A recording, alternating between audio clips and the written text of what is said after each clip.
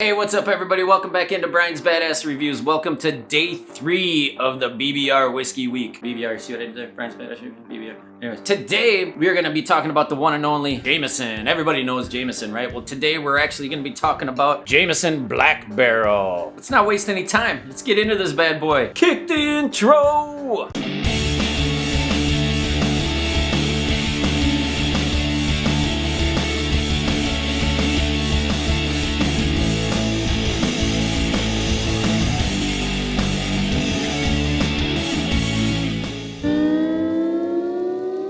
All right, welcome back in everybody. Don't forget to hit that subscribe button, hit that bell notification. New videos coming out pretty much every week. This week, every single freaking day. And don't forget to hit that like button if you like everything that's going on with the channels. I super appreciate it. All right, business out the way.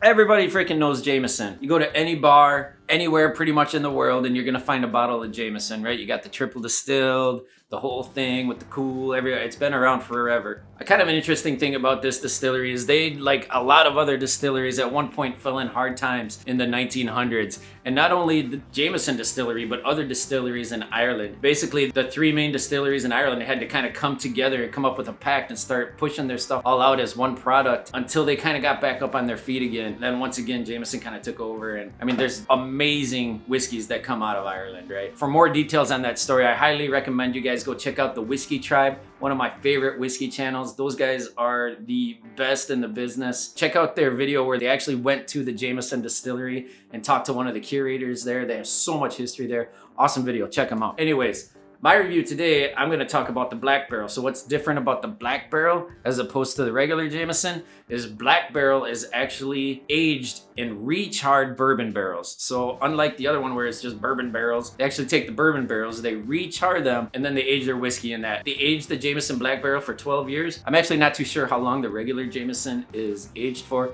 And again, you guys can fact check me on any of this stuff down in the comments. I'd love to get into the conversations. You help me learn, I help you learn. That's that's what communities do. So, good stuff. 12-year whiskey. The alcohol by volume on these guys, simple smooth 40%. It's pretty much floor level on a proof for a whiskey, but I never let that scare me away. I know a lot of people are into cask strength and to barrel proof and all this other stuff. Sometimes you just want to sit down and sip and enjoy a whiskey without having to battle through it. And if that's what you're looking for, that's what you're gonna get out of this Jameson Black Barrel. Sorry about the voice there. I don't know what's going on. Let's go ahead and pour this. My suspicion is I'm gonna get some vanilla-y notes, more than likely. A bourbon barrel. You're probably gonna get some wood notes. But let's find out. Just gonna do a little taste pour there, nothing too crazy. Get the nostrils in here. Got these glasses. You can get these on Amazon for, $12 to $20 depending on, but they're a great whiskey glass to kind of do tastings out of, or just even drink out of. They're fluted, so the alcohol kind of stays down there. It doesn't immediately evaporate, so you can get really good notes when you're doing your nosing. That sounds so weird. Let's do some nosing. Yep. Oh, very butterscotchy. Oh, it's very light. It's very inviting. Vanilla, butterscotch. I'm looking for that barrel note, and I don't get a whole lot of it on the nose. And with a nose like this, ladies and gentlemen, I'm gonna be able to pick up some nosing notes. Caramel, butterscotch, vanilla. I seem to migrate towards the more sweeter, desserty type of whiskeys. Do I migrate towards them? Kind of lean towards them, I guess. I've tried a few of the peaty stuff. I'm not quite there yet. I'm not saying I never will get there, but someday I may graduate to some of those. But yeah, this is just very desserty, very vanilla, caramel. If it's American Brother was the Michter's American whiskey, I mean, they'd be very similar in nosing. Although this does have a little bit more of that wood scent. There's almost a grassy or a hay note way back in there too that I'm catching.